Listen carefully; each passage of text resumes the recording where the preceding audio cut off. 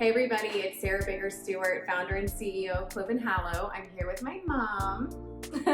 This is Jennifer. If you've emailed our customer service before, you've probably talked to her because she does work for Clove & Hallow. It's really fun. Today we're going to do a fun little makeup tutorial. My mom is, 55?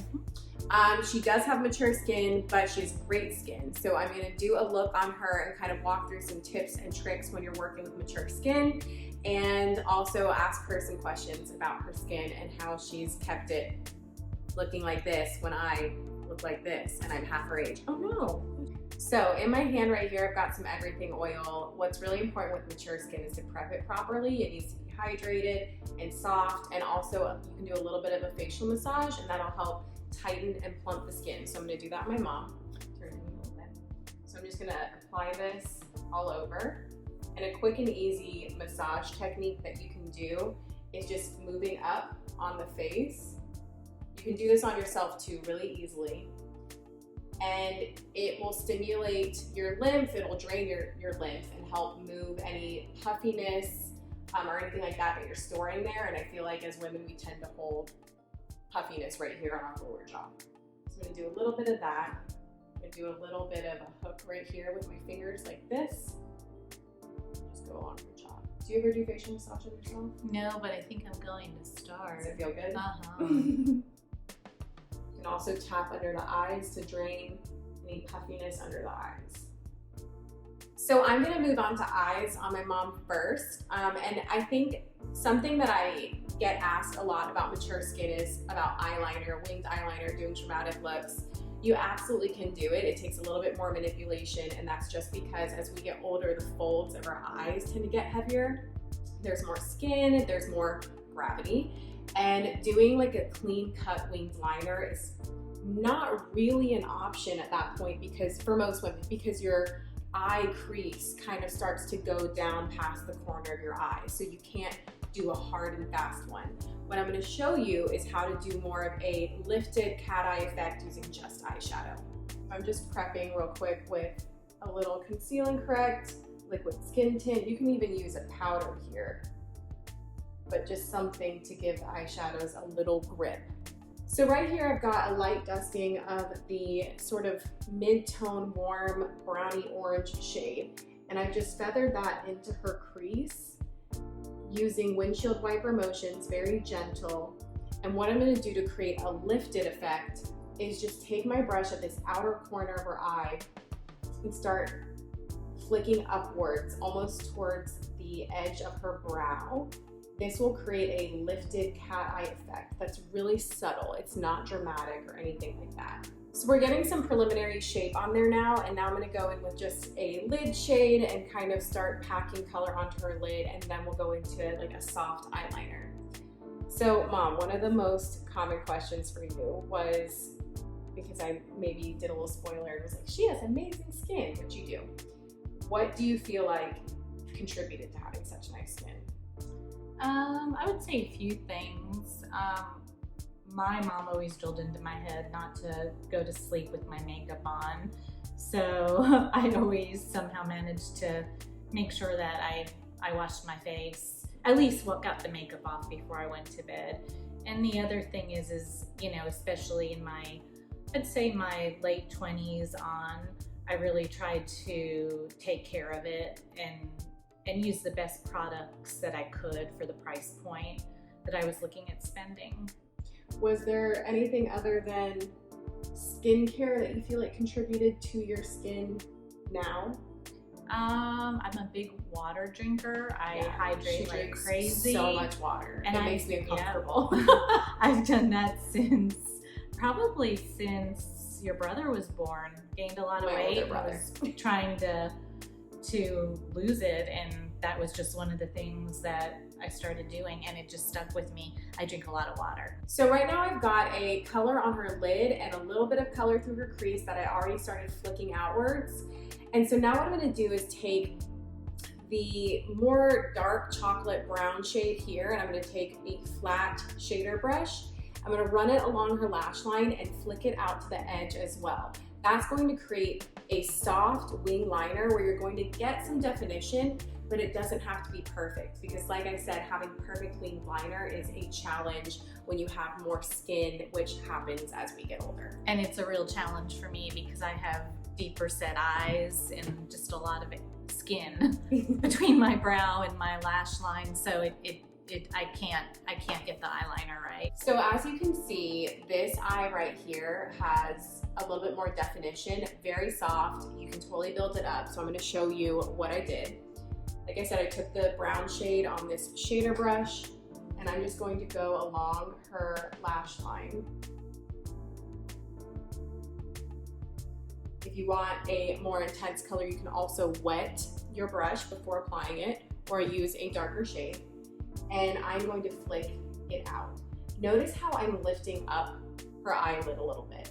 I just want to see where I want to flick the product to, and then I'm gonna have her open her eyes and look at me and see it straight on, so I can make sure that I'm putting the product in the right place. Close. And you want to do those same things when you're doing makeup on yourself. You want to make sure that you stop periodically and look at the mirror with your eyes open to make sure you like what you're doing. Putting eyeshadow on with your eye closed is a very quick way to not like what it looks like when you open your eyes. So now that we've got some mascara on, you can see how lifted her eyes look. They look more angular this way, which is what we're looking for as the skin starts to maybe sag down a little bit, but it's soft and subtle and very easy to accomplish. If you get the eyeshadow maybe too far down or the shape's not right, don't worry. That's why I like to do eyeshadow first, especially on mature skin, because you can clean it up with your concealer and your foundation by putting it over and sort of shaping where you want it to be. So on someone like my mom, I would go in with a liquid or cream foundation for a dewy, natural skin, and I've actually mixed it with a couple drops of everything oil. Even if you have oily skin, using the liquid skin tint is going to help because it has natural clays and minerals in it, and so even mixing it with a facial oil would probably be okay.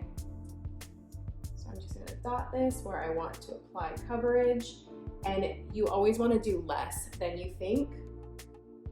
So while I'm blending this out, Mom, what is something with your skin that you wish you had started doing younger? Like maybe a specific product, a technique, a type of skincare?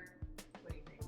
I mean, I would say the one thing I wish I had done much earlier was just started wearing sunscreen and, you know, like a hat in the sun and just covering up my face and neck, because I do feel like that's where I tend to show my age. Yeah, my neck she grew up in especially. Miami, so, you know, they were roasting out in the sun all the time. And I unfortunately don't have that luxury because I'm very fair skinned. She gets tan much easier than I do. But yeah, I feel like skincare or sun care is starting to have its moment. Like people are starting to realize that they should wear sunscreen all the time. But if you're laying out there roasting, think twice. The sun damage will come. Maybe not today, but decades later it will come. Yeah. And it's not just crepey skin or wrinkles. It's like you know, the brown Sunspots. Mm-hmm. And they just, I don't know, they look awful. You always want to cover them up. Yeah. And I've got a few of those emerging now on different parts of my face. So now that she has a nice layer of foundation, but it doesn't look thick, you can still see her skin peeking through, and it's so glowy and radiant. I'm going to go in now with our Conceal and Correct. And this is the step where you can easily shape the eyeshadow you applied earlier. So this is my mom with Concealer 3, where I would put it on almost anybody. So under the eyes, but bend down for me. Only in the hollows. As you get fine lines around your eyes, you do not want to bring your concealer up all the way to the lash line. There's no reason to put it there. No one has dark circles there. And doing so just means you're going to get creasy. I do it around the nose because we tend to have broken capillaries around the nose, and so it just makes your whole face look more polished, and anywhere where you might have a little extra redness. So I'm going to take our precision buffer brush and just start buffing that in.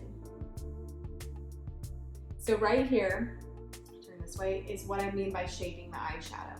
Taking the concealer and just running it right underneath at an angle up towards the brow, up towards the temple, and that will help take away any eyeshadow that maybe fell down here or you didn't apply it precisely as you wish you had.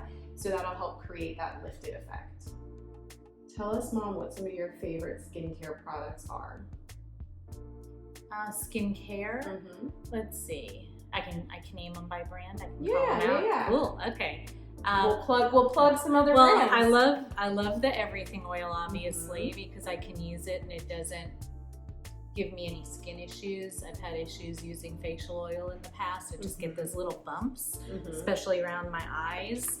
I like Bright Eyes under my eyes, which is a clean, and I think it's an organic product. And you can get that on Amazon or just Google search for it. And I'm really into Osmia Organic, Purely Simple. Purely Simple. I think I got you hooked on you that. did. It's a great basic moisturizer if you have sensitive skin, irritated skin, acneic skin. It's a really good, it's almost like the Cetaphil of clean beauty. So it's a really good, just sort of gentle everyday moisturizer. And whatever I do to my face, I bring down to my neck. Yeah, that was a question that someone had for you, was neck care. Do you feel like you need, A, to concentrate on your neck specifically, like that's an area people miss, and 2, do you think you need specific products for that, or just bringing what you have on your face down? So I always bring what I have on my face down. I personally have very crepey skin on my neck that I'm a little self-conscious about, enough to where, I wanted to cut my hair really short and I was a little self-conscious about my neck. So a little vain, I guess, shallow, whatever. But I feel like my neck is more aged than the rest of my face and body for some reason, heredity maybe. Anyway, I do try to look for specific neck products as well, and I really haven't found one that I love that I would say, oh, this has really made a difference for me, but I am gonna say there's something coming from Clove & Hallow that, for me anyway, I was blown away because it took away some of that crepiness and my neck actually looked and felt plumper. So I'm excited, you guys. I'm excited, you guys. I was freaking out. I was running around the house looking in mirrors in different lights, different lights, natural light. Like 10 times. Yeah, because I'm super picky about my neck products. I'm picky about all of my products now because I had a health issue and I moved from all the products that I've been swearing by and spending way too much money on to very clean organic products. So that's really important for me to stay well. So to finish off what is already a very dewy, glowy, natural look, I'm going to actually use our best-selling lip cream in Desert Rose as a blush on her as well. I love this step because we got a lot of comments from women being like, I want to get my mom's makeup. She's not a huge makeup wearer. I don't know what she would like. Multi-purpose products are always a good call because it's simple and easy. So you can take pretty much any lipstick and also use it as a blush. And I'm going to show you how to do this, and it just keeps everything kind of simple and monochromatic, so you can't mess up the color coordination. It's not going to look weird because you've got the same lip and cheek color. So for this, I'm truly just going to dot on her cheek and then blend. So with blush placement, on someone more my age, I would probably put my blush further back on my cheek because that gives a more angular chiseled effect. When you're older, what you're actually paying attention to is a loss of collagen and volume, and you're like, my face looks really like slender, which is cool, but also I feel like I don't look like as juicy as I used to. So what you want to do for older complexions is bring the product a little bit more onto the apples of your cheeks to create that more cherubic rounded effect. This is a good tip, y'all, because I have what I call drooping jowls. So just age and this sort of, it does give a more youthful glow than trying to make it look angular. For sure. So I'm just gonna tap this onto the apples of her cheek. If you smile, that's how you know you're on the apple right there, that rounded part. I actually think you can even use a little bit more, Mom. There you go. Right on the center. You can use your fingers as well, but brush is plenty easy. She looks so angelic, which is a good transition because we're gonna put some of this and angelic lip glaze on her lips. Nice. So now we're gonna go in with angelic lip glaze just for a little bit of shine and glow. I feel like moisture is really important for anybody's lips, but especially on mature skin. It's very easy to have sort of that crepey-ish look or very dry look, so having some moisture you can is key. And that's it, you guys. This is the finished look on my mom. It really is so simple and similar to any advice I give about makeup. If you have the basics, these techniques I showed down, you can do any look because you can just use a darker shade on your eyes. You can just add another layer of foundation to get more coverage.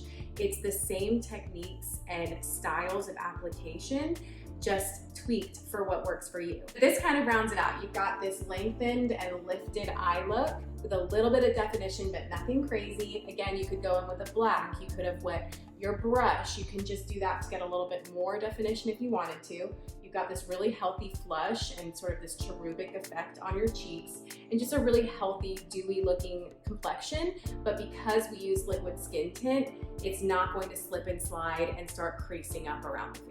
Do you like it? I love it. Yay! Thank you. So from us to you guys, happy Mother's Day. We hope everyone is happy and healthy and staying sane during quarantine. And we'll see you guys soon. Bye. Bye.